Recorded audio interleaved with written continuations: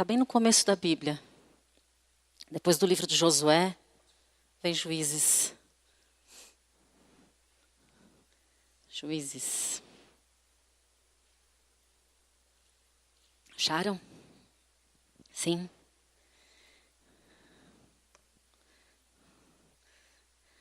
O livro de Juízes. Não falei o capítulo ainda. O livro de Juízes, eu descobri que é um livro que revela um Deus muito, muito, muito poderoso. E um Deus fiel ao seu povo. E um Deus que busca o seu povo 1 milhão de vezes. Toda vez que eu vou ler a história de Israel, eu falo, meu Deus, que Deus é esse? E aí vai e vem e volta e vai, e Deus de novo. Eu mesma já preguei várias vezes sobre isso, sobre o povo de Israel, porque eu vejo que sou eu ali, eu sempre me vejo, o tempo todo. E, gente, o povo apronta, faz cada coisa. E Deus vai e busca. E Deus vai, tem misericórdia. E Deus vai e fala. E Deus vai, levanta um profeta. E Deus vai. A história aqui do livro de Juízes especialmente do que nós vamos falar, mas a história de Juízes começa com a morte de Josué, o líder Josué. Então, todo o livro de Juízes, Deus vai levantando juiz, que é espécie como se fosse aqui para nós, por exemplo, o governador de São Paulo, tá? E não o presidente da República, o governador de um local. E então, Juízes começa com Josué morrendo, e o povo ficou sem líder, e vai até a instituição da monarquia com o primeiro rei Saul. E uma das pessoas que Deus levantou, que a gente vai falar hoje, é Gideão. Gideão foi levantado no pior momento de Israel. Muitos momentos foram ruins, mas esse que Gideão foi levantado era o pior. Israel tinha se afastado do Senhor depois que Josué morreu. Eles estavam servindo a Baal e a Astarote. Eles estavam sendo oprimidos. A Bíblia diz aqui que eles estavam por 7 anos vivendo uma opressão terrível por parte dos midianitas. Foi a época que mais eles empobreceram. Gente, eles ficaram pobres de não ter o que comer. A gente vai ver aqui o que estava acontecendo. Mas então Gideão foi levantado numa época muito difícil. E o interessante de Gideão é que ele era um homem comum. Ele foi levantado para entrar numa batalha sem nem saber o que era batalha.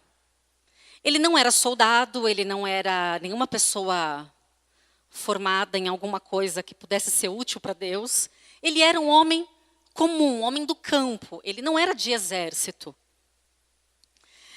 E quando Deus chama Gideão, e você vai ver pela história, não sei se vocês já ouviram falar de Gideão, ele era um homem inseguro. Quem aqui sabe alguma coisa de Gideão? Ele era covarde. Ele era medroso. Quando o anjo vem falar com ele, que Deus estava chamando ele estava escondido, malhando trigo, para que os midianitas não roubassem, né, para ele poder levar comida para a família dele. Ele estava escondido. E ele era um homem com muitas dúvidas. Não sei se você já leu sobre o tanto de sinais que ele pede para Deus, para comprovar que Deus estava com ele, para comprovar que Deus estava falando a verdade, para comprovar que Deus estava chamando ele. E ele era um homem que se sentia inferior. Tanto que quando o anjo aparece para ele e fala com ele, e depois ele vai se questionar, vai questionar Deus, que negócio é esse de me chamar? Ele fala para Deus, justo como eu vou libertar o povo? Eu sou da família mais pobre que tem e eu sou o menor da minha casa. Então deve ter algo errado. E é muito interessante, eu quero ler aqui com vocês, com esse pano de fundo. Vamos ler a partir do capítulo 6. Guarde aí esse contexto no teu coração. Capítulo 6, a partir do versículo 1, eu vou lendo e vou pulando, mas eu vou avisando vocês, tá? Mas é que tem muita coisa interessante aqui para a gente ler. Versículo 1. Porém, os filhos de Israel fizeram o que era mal aos olhos do Senhor, e o Senhor os entregou nas mãos dos midianitas por 7 anos. Prevalecendo o poder dos midianitas contra Israel, fizeram os filhos de Israel para si, por causa dos midianitas, as covas que estavam nos montes e as cavernas e as fortalezas. Eram lugares que eles fizeram no alto, né, onde eles estavam, para se esconder. Tudo que eles plantavam, os midianitas, que eles estavam no vale, então imagina, eles em cima e os midianitas, né, no vale, lá embaixo. Tudo que eles plantavam, os midianitas roubavam. Tudo que eles plantavam era saqueado, era roubado. Eles roubavam gado, ovelha, vaca, tudo que tivesse. Então eles não tinham praticamente nada. Então eles trabalhavam, e o inimigo vinha e roubava. Tudo bem até aqui? No versículo 5 vai dizer assim: eles subiam com seus rebanhos e tendas como um enxame de gafanhotos. Eles eram tão numerosos que não se podia contar, nem eles, nem os seus camelos, que eles aparentavam ser como areia. Imagina a areia da praia. Então, você consegue imaginar aí? Eles eram como um enxame de gafanhotos. Não sei se você já viu assim, nem que não seja pessoalmente, né, mas num vídeo, num filme, alguma coisa. Enxame de gafanhoto é um negócio que vem que não dá tempo de fazer nada. O negócio vem e destrói. Os midianitas estão sendo comparados a isso. E eles eram muito, mas era muita gente. E eles não tinham piedade e nada sobrava. E por quanto tempo estava acontecendo? 7 anos. Versículo 6. Assim Israel se enfraqueceu tanto com a presença dos midianitas, que os filhos de Israel fizeram o quê? Fizeram o quê? Clamaram ao Senhor. E o que aconteceu? Leiam aí. E Deus ouviu. Eles clamaram ao Senhor e Deus ouviu. Todo o período de juízes, cada juiz que era levantado era por conta do clamor do povo. Aí o juiz ficava por aquele tempo, Gideão ficou por 40 anos. Aí acabou a missão ali de Gideão, ele morre, o povo se desvia de novo. Aí eles não aguentam ficar desviados, eles clamam de novo ao Senhor. E Deus manda o quê? Outra pessoa. Tudo bem? Agora vamos ver Gideão nessa história aí. O que acontece com ele? Versículo 11. O anjo do Senhor veio e assentou-se debaixo do carvalho que estava em Ofra, que pertencia a Joás, onde Gideão, o seu filho, estava malhando trigo no lagar para esconder dos midianitas. Quando o anjo do Senhor apareceu a Gideão, lhe disse: o Senhor é contigo, homem valente. Gideão era valente? Já tinha cantado a bola, né? Que ele não era. Ele não tinha ter falado. É interessante porque Deus nos vê de uma maneira diferente de como a gente se vê. E aí o anjo já chega profetizando. Primeiro, que o Senhor é contigo, porque isso vai fazer toda a diferença na trajetória de Gideão. O tanto de sinal que ele pede para Deus é assim: o senhor está mesmo? Não, o senhor vai mesmo. Foi você mesmo que falou. A presença de Deus faz toda a diferença. E Gideão era uma pessoa insegura em relação a isso. Talvez nós tenhamos algum nível de insegurança em relação a isso. E talvez a gente tenha algum nível também de covardia e de medo. E se o anjo chegasse para você, dependendo da situação e do momento, e falasse para você: o Senhor é contigo, homem valente. Talvez você olhasse assim, né? É comigo? Ainda bem que ele estava sozinho ali nesse negócio. Ali ele estava escondido, ele estava sozinho. Não tinha ninguém. Bom, aí ele vai conversar com Deus. E ele vai questionar para Deus que se o Senhor tivesse conosco, a gente não estava sofrendo. Se o Senhor tivesse conosco, a gente não estava passando por essa situação toda. Porque parece que uma coisa tem a ver com a outra, né? E, na verdade, eles foram entregues à própria sorte, porque eles abandonaram o Senhor. Deus não tinha abandonado eles. E aí ele vai falar com Deus que se o Senhor tivesse mesmo com a gente, isso não estava acontecendo. Deus parece que dá uma ignorada, se você olhar aí no texto. E aí Deus ignora e fala assim: eu vou te entregar os midianitas nas tuas mãos. Vai nessa tua força. Porque apesar deles serem numerosos, eu vou te entregar nas tuas mãos como se eles fossem um único homem. Deus não questionou com eles se estava, se não estava, se era justo ou não era justo, o povo está daquele jeito, não. Deus estava chamando Gideão, falou: Gideão, eu vou te entregar os midianitas nas tuas mãos, e o meu povo vai ver o meu livramento.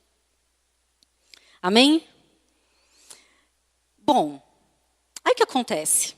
Ele chama ele de valente, o anjo chama, e depois diz: vai nessa tua força, que Gideão ainda não sabia que tinha, que daqui a pouco ele vai receber, vocês vão ver como isso vai acontecer. E aí, a primeira tarefa que Deus dá para Gideão é uma tarefa bem difícil.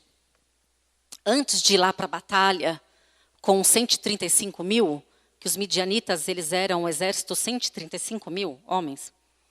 Mas antes de ir para essa batalha, Deus fala para ele, e lá na casa do pai, porque o pai era um idólatra a Baal, o pai dele tinha um altar, e ele diz para Gideão: vai lá e destrói o altar de Baal, e faz ali um altar para mim. Apresenta um sacrifício e faz um altar para mim.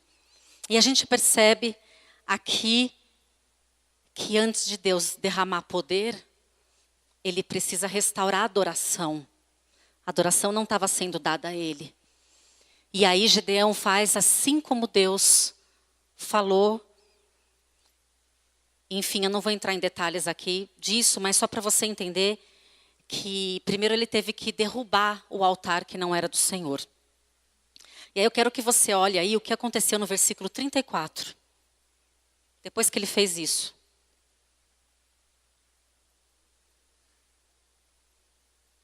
Capítulo 6. Então, acharam? Então o Espírito do Senhor veio sobre Gideão.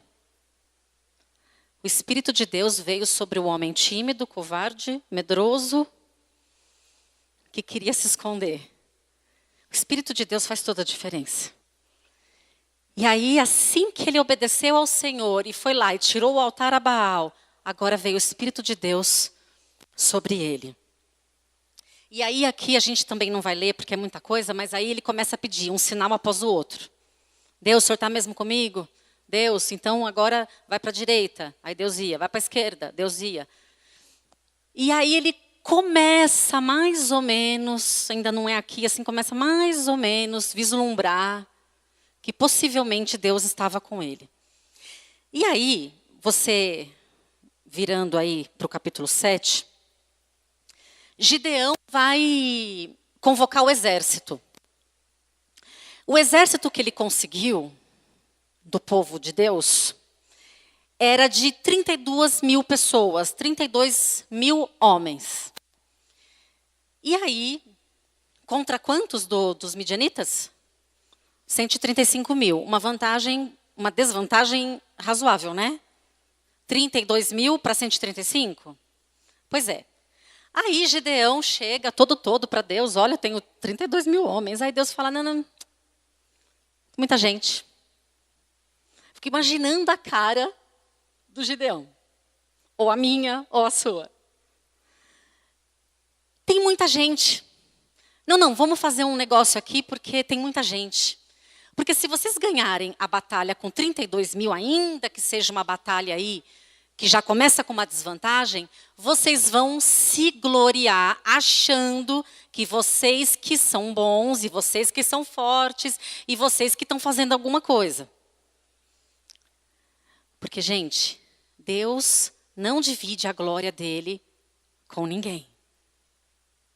Ele diz num texto de 2 Coríntios, no capítulo 10, se você quiser anotar aí, que se alguém se gloriar, que se glorie nele. Porque ele não aprova quem a si mesmo se louva, mas ele só aprova a quem a ele louva.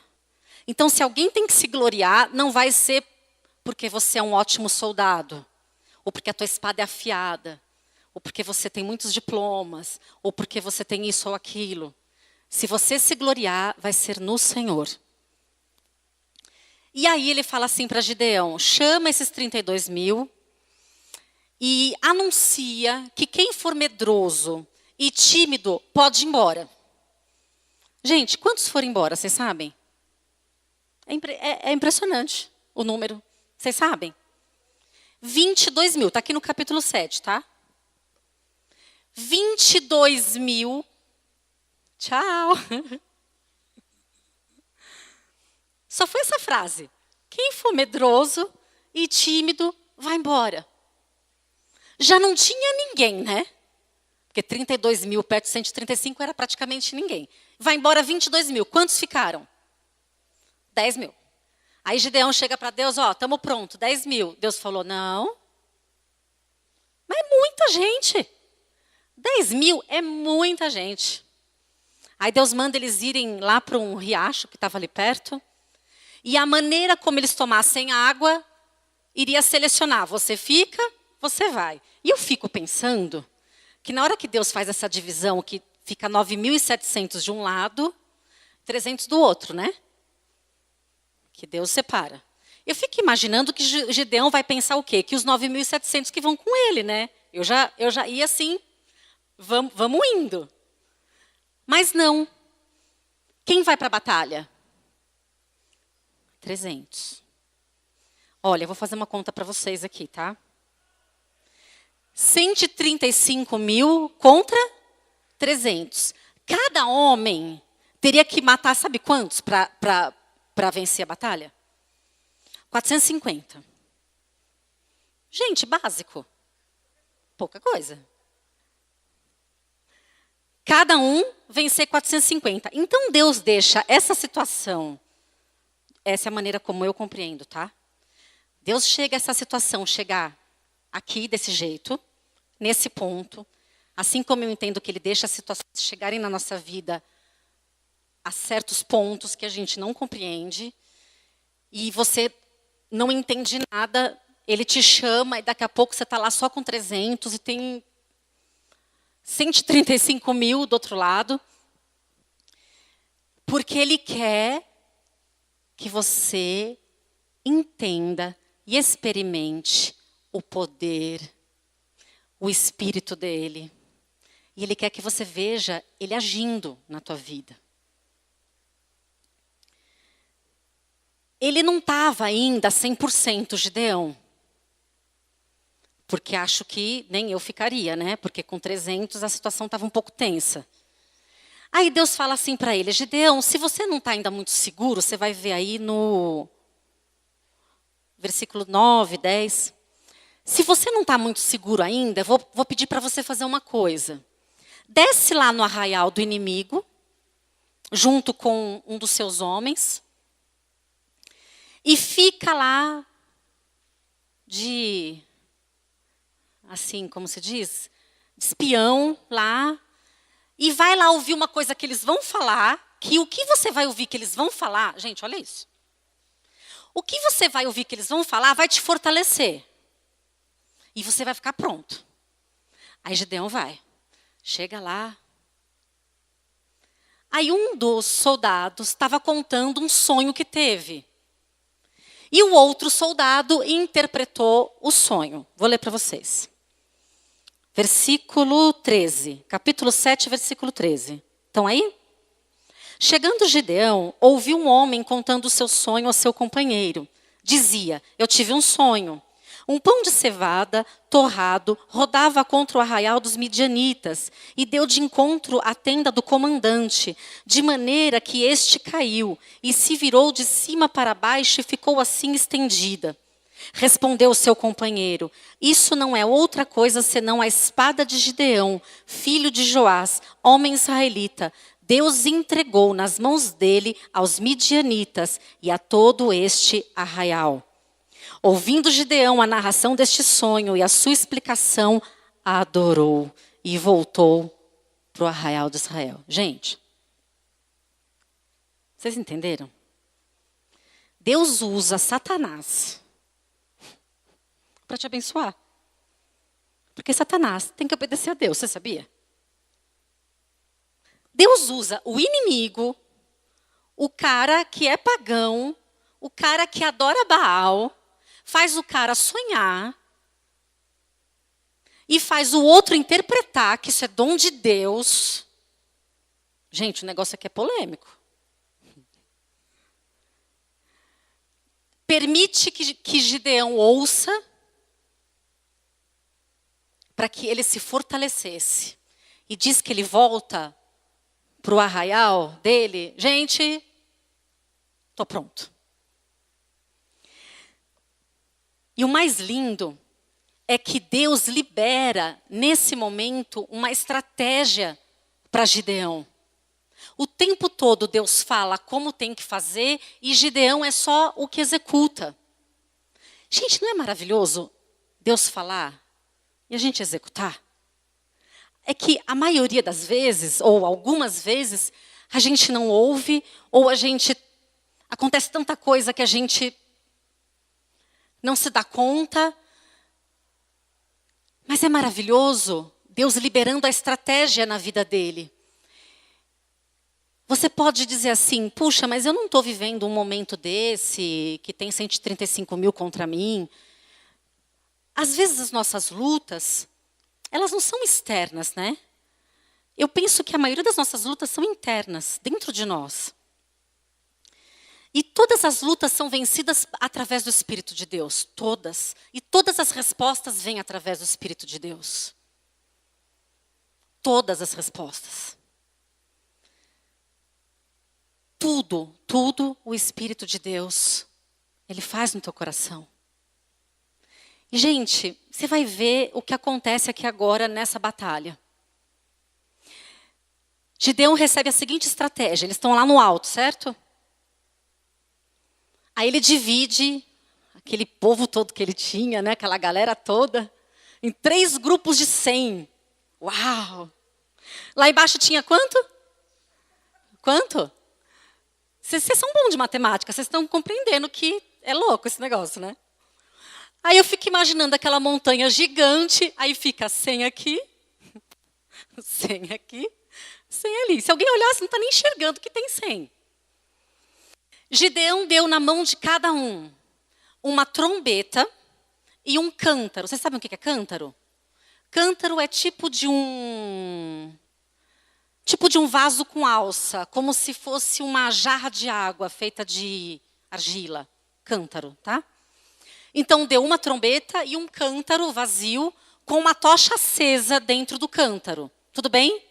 Não tinha espada. Os caras vão lutar sem espada, ok?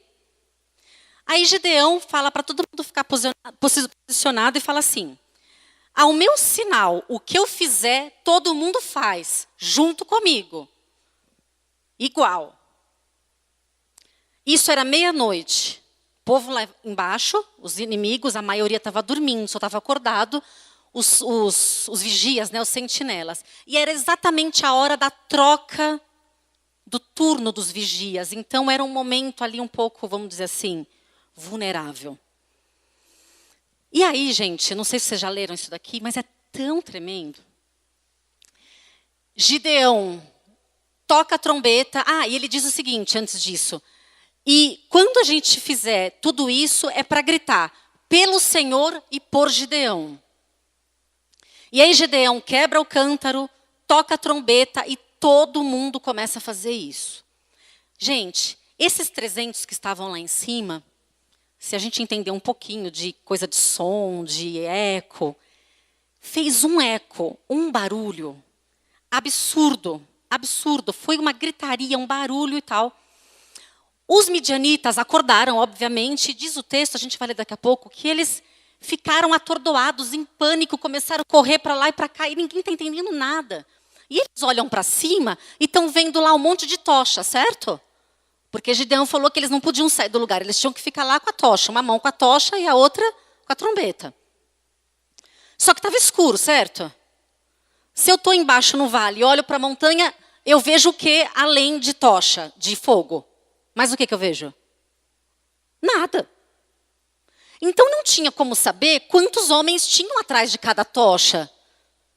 Mas do jeito que eles ficaram desesperados, parecia que tinha assim, 1 milhão atrás de cada tocha. E tinha quantos homens atrás de cada tocha? Atrás de cada tocha, porque cada um tinha uma tocha. Então via uma tocha, estava lá a Soninha, e não 1 milhão. Tinha outra tocha, estava lá a Thelma, e não 1 milhão. Só que eles não sabem, estão no escuro. E o barulho era tanto que o povo... Gente, sabe o que aconteceu? Preciso ler, né, para com vocês isso. É muito legal. Deixa eu ver aqui. Versículo 21. Enquanto permanecia cada um no seu lugar ao redor do arraial, isso aqui é o povo de Deus, todos os midianitas deitaram a correr, gritando e fugiram. Tocando os 300 as trombetas, o Senhor tornou a espada de um contra o outro. Gente, eles se mataram. Tá? Resumindo. Sabe quantos morreram? 120 mil. 120 mil se mataram. E diz aqui que Deus fez um lançar a espada contra o outro. Eles se mataram, ok? Quem fez isso? Deus. Porque Deus faz os caras nem descerem de lá para ficar bem claro que você não fez nada, entendeu? E que ele fez tudo.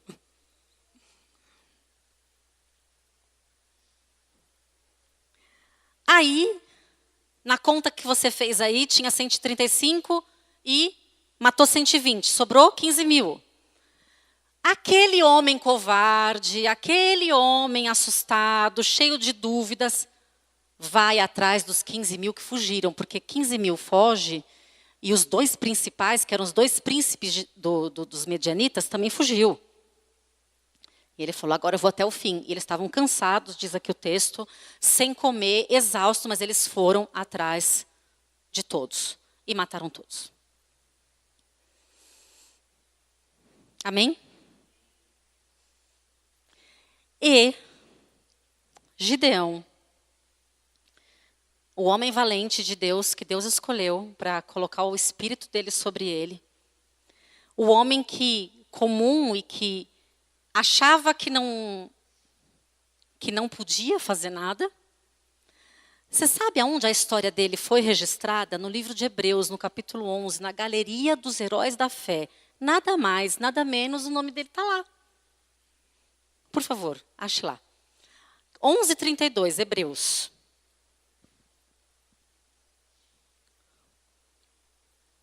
Olha lá.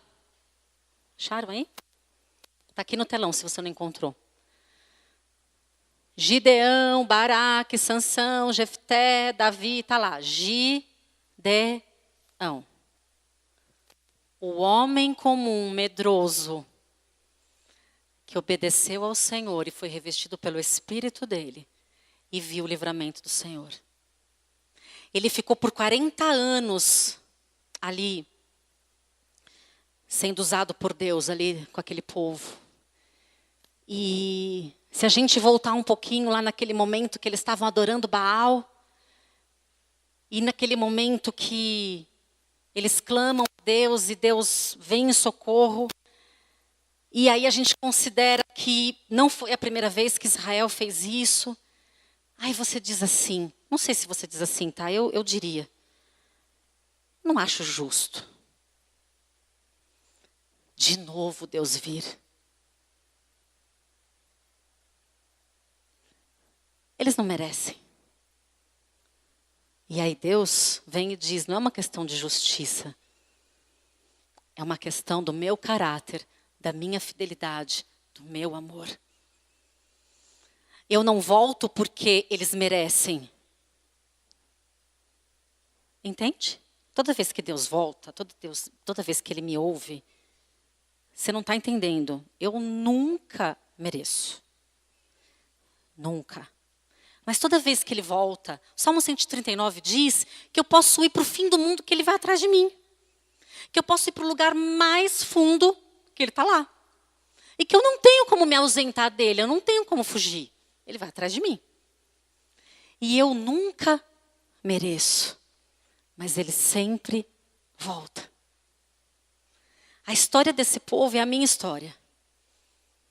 A história de um Deus, como a gente cantou aqui, a gente nem combinou nada, a Soninha, não falei com ela, falei, gente, esse louvor da fidelidade, o tempo todo a gente cantou isso hoje. E não é uma questão só de dizer, é uma realidade.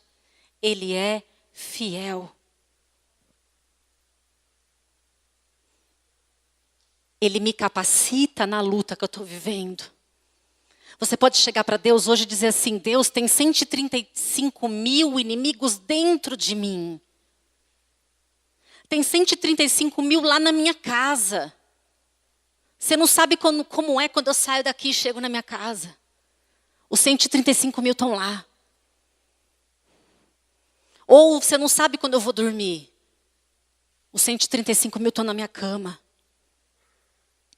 Ou os 135 mil estão na ligação que você vai receber amanhã, não sei. Mas Deus quer nos ensinar que o Espírito dele nos capacita a vencer toda a batalha. Toda a batalha é vencida através do Espírito de Deus em nós. Ali com Gideão, era diferente de hoje, né? Porque o Espírito de Deus, não sei se você tem noção disso, mas ele habita em mim. Está dentro de mim. É tão tremendo isso.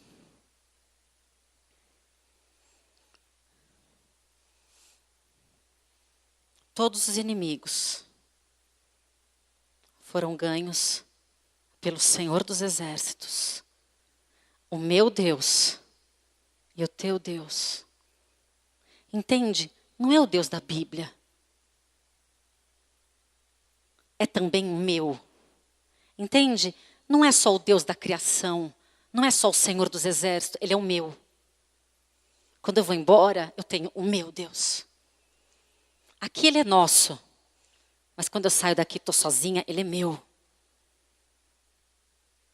E ele vai me ajudar a enfrentar as minhas batalhas. Ele vai me procurar sempre. E toda vez que algo acontecer, glorie-se no Senhor. O que seria uma definição de homem valente? Para a gente encerrar. Todo aquele que tem a sua confiança no Senhor é valente. Bem-aventurado aqueles que não confiam nem em carros nem em cavalos, mas a sua confiança está no Senhor. Mesmo que você tenha coisas para confiar, mesmo que você tenha dinheiro no banco, que você tenha faculdade, que você tenha diploma, que você tenha um monte de coisa. Mas a tua confiança tem que estar no Senhor. Só nele. Se você está desempregado e aparece uma cesta de mercado na tua porta, quem mandou? O Senhor. E fica muito evidente em momentos de necessidade o agir de Deus, não fica? Mas se você está trabalhando, acorda cedo, trabalha até tarde. Aí você vai no mercado e compra um monte de coisa. Chega na tua casa, enche os armários. Quem deu aquela comida? Hã? O Senhor. Nem sempre a gente tem esse entendimento, porque fui eu que trabalhei, porque a minha segurança é meu trabalho, entende? Aí, às vezes, Deus, para se manifestar como teu provedor, para dizer, olha, para você confiar nele, às vezes Ele faz você chegar em umas situações limites, para Ele ter que pôr a cesta na tua porta, entendeu? Mas a cesta na tua porta e o carrinho que você enche no mercado vem do mesmo lugar. Só que nem sempre a gente glorifica a Deus quando a gente chega do mercado. Eu nunca vi alguém aqui dar testemunho de que fez mercado e vem aqui dar testemunho. Nunca vi, vocês já viram? Olha, gente, eu quero dar testemunho que ontem eu fui no mercado com meu marido e a gente fez mercado. Você fala, gente, a pastora Jane pirou. Fica assim, acho que eu não perdi alguma coisa aí que eu não estou entendendo. Ninguém. Agora, quando você não tem dinheiro, quando você está desempregado, quando você está na pior, aí Deus faz cair um dinheiro na tua conta, faz alguém levar, aí você vem dar testemunho. Mas o Deus que dá é o mesmo. E você não deveria se gloriar em achar que você trabalhou, que você conseguiu dinheiro e que o teu chefe que te deu. Não. Tudo vem de Deus. Amém? Vamos orar. Eu quero orar para que Deus, fiz essa oração a semana toda, assim como Gideão ouviu, através da boca do inimigo, o que ele tinha que fazer. E diz ali o texto que quando ele ouviu aquilo, o coração dele se fortaleceu, as mãos se fortaleceram. Eu quero pedir para o Espírito Santo e para o Senhor, para Ele te fortalecer essa noite. E te contar os planos dele, te contar que você não vai perecer, te contar que ele é bom. E te fazer experimentar o milagre, o poder, a glória, a graça. E se você for tentar questionar para ele, ele meio vai dar uma ignorada básica. Mas Deus é o que eu, Deus. Ele vai ignorar e vai continuar falando que te ama, entendeu? E vai continuar falando que ele te escolheu. E ele vai continuar falando que ele é bom. E ele vai continuar falando que vai atrás de você. Mas a minha família, e eu com isso, da onde você veio, meu espírito sobre você vai fazer diferença. Amém? Então fecha os teus olhos. Jesus, Jesus.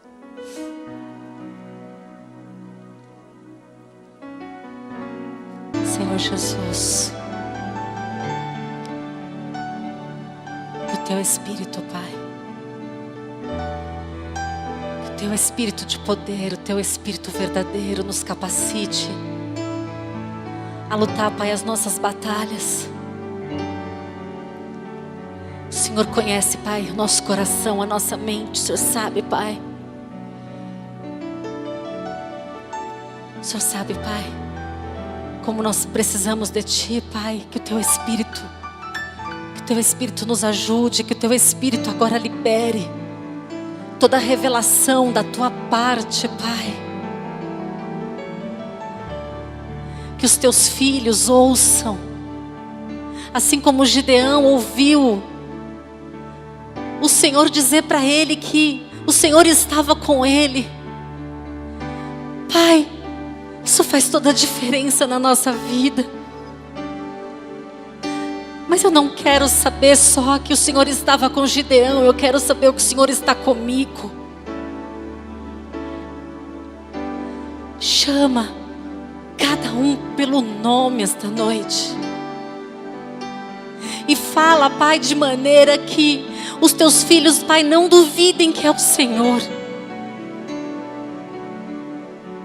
Faz eles saberem do teu amor, da tua fidelidade. Faz eles saberem da tua misericórdia. Oh, Jesus. Faz os teus filhos ouvirem a tua voz, dizendo: eu estou contigo. Eu sou o teu Deus. Eu te ajudo, não temas. Oh, Jesus.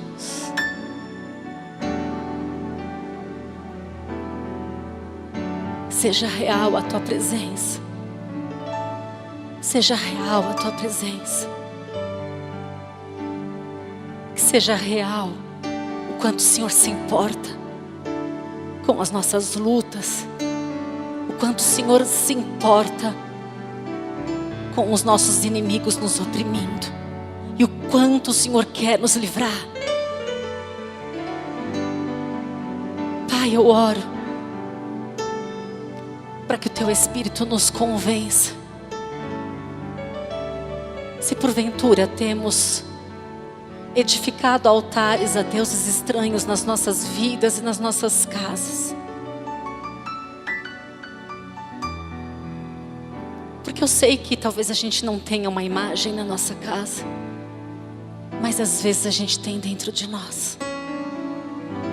E o teu Espírito, que não é acusador, mas o teu Espírito que mostra a verdade, nos mostra esta noite o que precisa ser derrubado, destruído, o que precisa ser restaurado na nossa casa, o que precisa ser restaurado na nossa mente. Que a adoração seja dada somente ao Senhor. E então o Senhor nos revista de mais e mais do teu Espírito.